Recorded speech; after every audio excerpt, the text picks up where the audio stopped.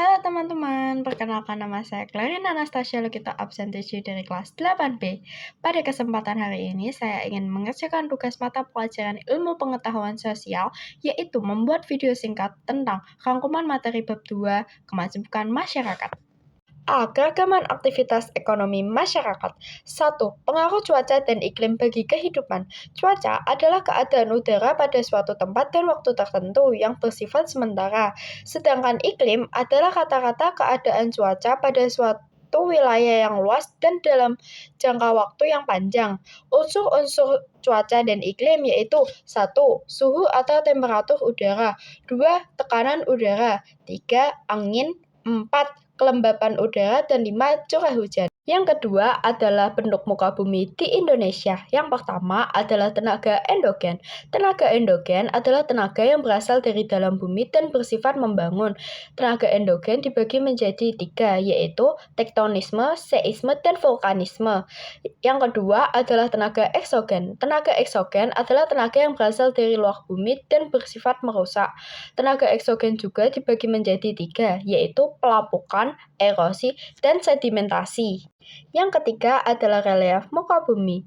Relief muka bumi dibagi menjadi 2, yaitu A. Relief daratan. Relief daratan terdapat 8 bentuk, yaitu dataran rendah, dataran tinggi, gunung, pegunungan dan perbukitan, sungai, danau atau rawa, pantai, dan depresi kontinental. B. Relief lautan. Relief lautan terdapat 9 bentuk, yaitu landasan kontinen, lereng benua, paparan benua, tanjakan kontinen, lubuk laut, punggung laut, palung laut, gunung laut, dan ambang laut. Yang ketiga adalah aktivitas ekonomi. Aktivitas ekonomi masyarakat di berbagai wilayah geografis seperti dataran tinggi, dataran rendah, dan pesisir pantai. Aktivitas ekonomi dipengaruhi oleh kondisi alam, iklim, dan sumber daya yang tersedia. Yang keempat adalah pemanfaatan lingkungan sekitar untuk memenuhi kebutuhan ekonomi. Pemanfaatan lingkungan sekitar untuk memenuhi kebutuhan ekonomi dapat dilakukan berbagai cara, seperti pertanian organik, industri hijau, pariwisata berkelanjutan, pengelolaan limbah, dan energi terbarukan. Yang kelima adalah perdagangan antar pulau. Perdagangan antar pulau adalah kegiatan tukar-menukar barang atau jasa tanpa ada unsur pemaksaan, tetapi ada kesepakatan. Tujuan perdagangan antar pulau adalah mendapatkan keuntungan, menyediakan alat pemuas untuk konsumen, memperluas jangkauan pasar, membuka lapangan kerja, dan memenuhi kebutuhan pada area pulau tertentu. Faktor pendorong perdagangan antar pulau yaitu perbedaan harga, perbedaan kekayaan sumber daya alam, perbedaan hasil produksi, adanya pasar yang lebih besar, pertumbuhan populasi dan urbanisasi, serta kemajuan teknologi transportasi dan komunikasi. Manfaat perdagangan antar pulau yaitu meningkatkan produktivitas suatu pulau, meningkatkan lapangan kerja baru, terciptanya dan berkembangnya bisnis baru, menyediakan alternatif alat pemuas terhadap kebutuhan bagi konsumen, dan memperluas kesempatan kerja bagi masyarakat.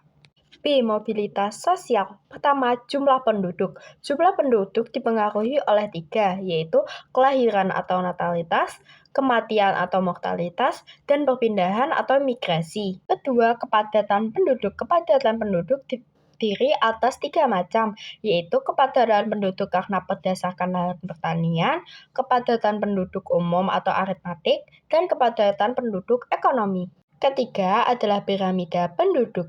Piramida penduduk dibagi menjadi 3, yaitu piramida penduduk muda atau ekspansif, piramida penduduk dewasa atau stasioner, dan piramida penduduk tua atau konstruktif. Keempat, komposisi penduduk. Komposisi penduduk dibagi menjadi 2, yaitu komposisi penduduk berdasarkan usia dan komposisi penduduk berdasarkan jenis kelamin.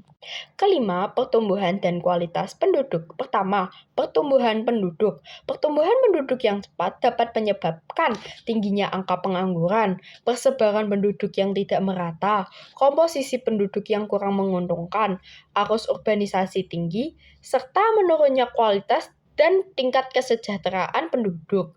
Yang kedua, kualitas penduduk. Kualitas penduduk dipengaruhi oleh pendidikan, kesehatan, gizi, lingkungan, dan faktor sosial serta ekonomi. Keenam, bentuk keragaman. Bentuk keragaman contohnya yaitu seperti keragaman agama, keragaman etnis, keragaman bahasa, keragaman budaya, keragaman pekerjaan, dan lainnya. Keragaman budaya Indonesia memiliki peran dan manfaat, di antaranya meningkatkan identitas nasional, meningkatkan toleransi dan persatuan, mendorong pariwisata, mendorong kreativitas dan inovasi, serta melestarikan budaya. 7. Pengertian mobilitas sosial. Mobilitas sosial adalah perpindahan posisi seseorang atau sekelompok orang dari lapisan satu ke lapisan yang lain. 8. Bentuk-bentuk mobilitas sosial. 1. Mobilitas vertikal. Mobilitas vertikal dibagi menjadi 2, yaitu mobilitas vertikal ke atas atau social climbing dan mobilitas vertikal ke bawah atau social sinking. Dan kedua adalah mobilitas horizontal. 9. Faktor-faktor pendorong dan penghambat mobilitas sosial. 1. Faktor pendorong mobilitas sosial. A. Faktor struktural seperti struktur pekerjaan, ekonomi ganda, dan perbedaan fertilitas. B. Faktor individu seperti perbedaan kemampuan, orientasi sikap pada mobilitas, status sosial, keadaan ekonomi, kemudahan akses pendidikan, dan situasi politik dan keamanan. 2. Faktor penghambat mobilitas sosial seperti keterbatasan ekonomi, diskriminasi, kurangnya keterampilan, lingkungan sosial, dan ketergantungan pada tradisi. 10. Saluran-saluran mobilitas sosial. Saluran-saluran mobilitas sosial diantaranya adalah pendidikan, organisasi ekonomi, organisasi politik, dan organisasi profesi. 11. Dampak mobilitas sosial. Dampak positifnya seperti mendorong seseorang untuk lebih maju, meningkatkan integrasi sosial, dan mempercepat tingkat perubahan sosial. Sedangkan dampak negatifnya seperti stres dan tekanan, diskriminasi, terjadinya konflik, serta ketidakpastian dan ketidakstabilan. C. Interaksi budaya pada masa kerajaan Islam. Penyebaran agama Islam di Indonesia mungkin karena adanya peranan para ulama. Cara penyebaran agama Islam juga seperti melalui perdagangan, perkawinan, dakwah, pendidikan, dan asimilasi serta akulturasi kebudayaan. Pertama, bentuk interaksi budaya pengaruh Islam di Indonesia. A. Perubahan masyarakat masa Islam dalam aspek geografi seperti Indonesia menjadi silang lalu lintas dunia, pertumbuhan kota-kota pesisir, migrasi, pemanfaatan lahan, dan pertumbuhan jumlah penduduk. B. Perubahan masyarakat masa Islam dalam bidang ekonomi seperti aspek kegiatan produksi, konsumsi, dan distribusi. C. Perubahan masyarakat pada masa Islam dalam bidang sosial pendidikan, yaitu adanya sistem pesantren sebagai lembaga pendidikan Islam. Islam juga memperkenalkan sistem pendidikan yang lebih inklusif dan demokratis. D. Perubahan masyarakat masa Islam dalam bidang budaya. 1. Seni bangunan bercorak Islam seperti masjid dan menara, makam, seni ukir, dan bunga-bungaan. D. Perubahan masyarakat Islam dalam bidang kebudayaan, yaitu 1. Seni bangunan bercorak Islam seperti masjid, menara, makam, dan seni ukir. 2. Seni pertunjukan seperti seudati, wayang, dan permainan debus. 3. Aksara dan seni sastra seperti hikayat, suluk, dan babat. 2. Perkembangan kerajaan Islam di Indonesia. 1. Kerajaan Berlak. Kerajaan Berlak adalah salah satu kerajaan Islam yang berdiri di wilayah Aceh, Sumatera Utara, Indonesia pada abad ke-13 hingga abad ke-15. 2. Kerajaan Samudra Pasai. Kerajaan Samudra Pasai merupakan kerajaan Islam pertama di Indonesia. Kerajaan ini didirikan pada abad ke-13 di wilayah Aceh, Sumatera Utara dan berdiri hingga abad ke-16. Kerajaan Samudra Pasai mengalami kejayaan pada abad ke-14, akan tetapi mengalami kemunduran pada abad ke-16 akibat serangan Portugis dan persaingan dengan Kesultanan Aceh. 3. Kerajaan Aceh. Kesultanan Aceh adalah salah satu kerajaan Islam yang berdiri di wilayah Aceh, Sumatera Utara, Indonesia. Kesultanan Aceh didirikan pada awal abad ke-16 oleh Sultan Ali Muhammad Shah. 4. Kerajaan Banten. Kerajaan Banten adalah salah satu kerajaan Islam yang berdiri di wilayah Banten, Jawa Barat, Indonesia. Kerajaan Banten didirikan pada abad ke-16 oleh Sunan Gunung Jati, seorang ulama dan pemimpin agama Islam. Kerajaan Cirebon. Kerajaan Cirebon adalah salah satu kerajaan yang berdiri di daerah Cirebon, Jawa Barat, Indonesia. Kerajaan Cirebon didirikan pada abad ke-15 oleh Sunan Gunung Jati, seorang ulama dan pendiri Kesultanan Islam di Cirebon. 6. Kerajaan Demak.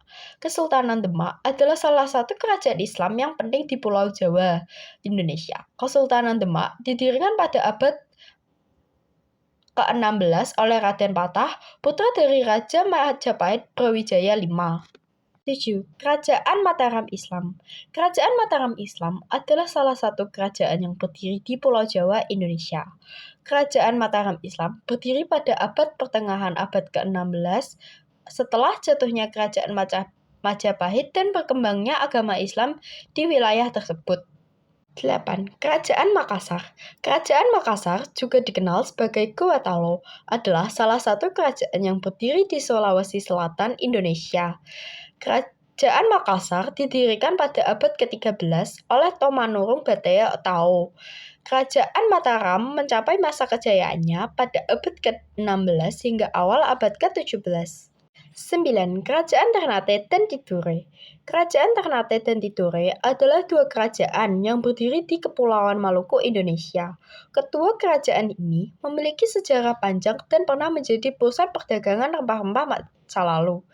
Kerajaan Ternate berdiri pada abad ke-13, yang raja pertamanya ialah Bab Masyur Malomo, sedangkan Kerajaan Tidore didirikan pada abad ke-13 oleh Raja Tifalul Muluk. Cukup sekian untuk tugas membuat video pendek berisi rangkuman bab 2 kemajumukan masyarakat. Maaf apabila ada salah kata, tutur, dan informasi. Semoga bermanfaat. Terima kasih.